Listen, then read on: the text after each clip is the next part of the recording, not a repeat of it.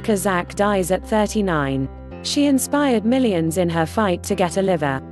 This is the photo of a cancer survivor, Erika Zak. She said liver disease was excruciating, liver failure is the worst thing ever. This is the photo of her daughter, Loïe. Erika said her will to live was motivated by her daughter. This is the photo of the family. Erika and Scott Powers met in college while they were both in school in Rhode Island. News from CNN, by Wayne Drash. All photos may not represent the story. Watch to become bilingual, as this video is especially made for English learners. Erika Zak, the mother who inspired millions through her resilience to fight for a liver transplant, died early Friday during surgery, her husband, Scott Powers, told CNN. She was 39. At the end, a liver became available Thursday afternoon. And her transplant team at the Cleveland Clinic hustled to prepare her for surgery. Alas, she passes away. The news of the available liver buoyed Erika's spirits and spread excitement among her surgical team and family after waiting more than a year for this moment, Powers said. Before going into surgery, he said, Erika was able to spend time with the couple's 5-year-old daughter, Loïe. Late yesterday, the stars briefly aligned while we were at the hospital for an unrelated medical procedure, and an organ miraculously became available right then for transplant. We were so excited and rushed our daughter in to spend a half hour with Erika, the family said in a statement. She then quickly went into the OR, but deep into the surgery, her body couldn't handle some of the trauma apparently. She died in surgery. While our family is devastated by the loss of our beautiful wife, mother, daughter, sister and friend, we do want to express our deepest gratitude to all of those who have supported Erika and our family through these very difficult weeks, months and years. Through her perseverance in life, Erika embodied hope and set an example of strength. In a phone conversation, her husband fought back tears. It's beyond devastating, Powers said. She loved Loïe more than anything, she fought desperately to be with her. It's just excruciating that she didn't get to spend a day or weeks or years healthy with Loïe. He said the family was forever grateful for the outpouring of love Erika received, that she drew inspiration from Erika's army, the social media warriors who took up her cause and spread her story far and wide. She maintained her sense of humor and zeal for life to the end. She was so appreciative of what happened the past week, Powers said. The family has set up a GoFundMe page for her funeral and other expenses. They have asked for privacy during this time to grieve. A cancer survivor, Erika Zak, said liver disease was excruciating, liver failure is the worst thing ever. In her final conversation with CNN, Erika described why she was speaking up. It just feels like everything is a battle, and it shouldn't be that way.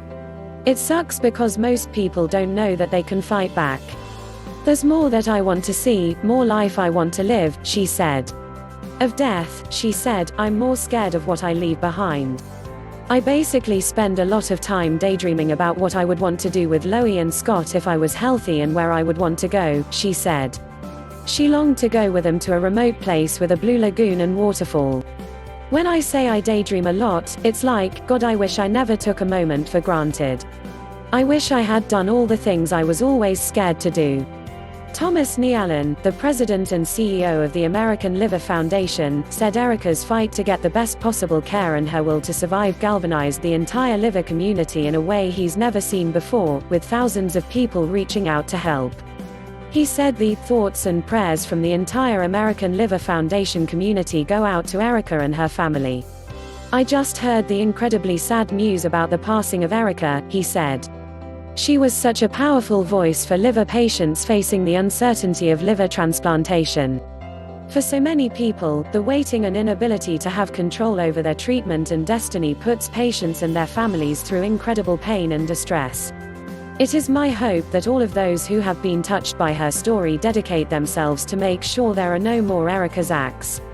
In recent weeks, as her condition deteriorated, she vomited blood, her skin peeled off, and she said her legs, feet and hip grew so swollen it felt like I'm carrying an extra person on me. You can't understand real suffering, even if you're witnessing it, unless you're going through it, she said. You can describe it to your friends and family. They can watch it, but they obviously don't know what's happening to your morale, your body and everything else. True suffering, she said, it's next level. Couple met during college. Erika and Scott Powers met in 1998 when he was at Brown University and she was at the Rhode Island School of Design, both in Providence. The two were polar opposites. He was the MVP of Brown's soccer team and majored in economics. She was into the arts and majored in textile design. He was from the tightly wound East Coast, she from the freewheeling West Coast. A love was born. He made her laugh and feel beautiful. Erika saw in him someone who was kind and devoted. In her, he found the woman who he'd always searched for, with a captivating sense of humor and a sailor's mouth. They tied the knot on Halloween in 2009. No matter what was thrown at them, their bond grew stronger. Liver failure is the worst thing ever, she said. Over the last 5 years, Erika survived 70 rounds of chemotherapy to treat colorectal cancer, multiple procedures and a microwave ablation surgery that went terribly wrong and left a fist-sized hole in her liver. About a year and a half ago, her Heath insurance company, United Healthcare, denied her coverage for the transplant. Time is running out. Desperate, the young mother penned a plea directly to the CEO of United Health Group, David Wichmann.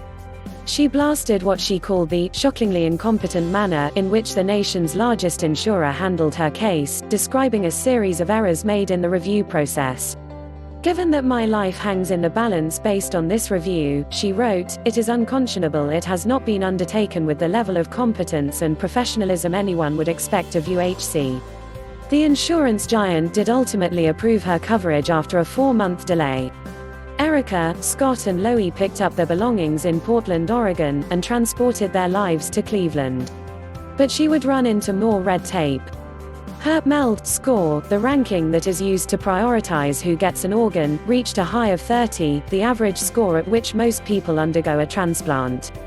But a national policy change this spring knocked her score back to 23, her family said, almost exactly where she was a year ago. Exhausted, she took to Twitter 2 weeks ago. And I still wait. Time is running out, she said. Even as her health worsened, she urged people to sign up to become organ donors to save the lives of others. We are overwhelmed with love and this amazing community of people, friends and strangers, she wrote on Instagram. Fingers crossed that we can make a difference for me and so many like me. In one of her final posts, she included the words to a poem on grief by Emily Dickinson. I measure every grief I meet with analytic eyes. I wonder if it weighs like mine, or has an easier size. I wonder if they bore it long, or did it just begin? I could not tell the date of mine, it feels so old a pain. I wonder if it hurts to live, and if they have to try, and whether, could they choose between, they would not rather die. I wonder if when years have piled, some thousands, on the cause of early hurt, if such a lapse could give them any pause.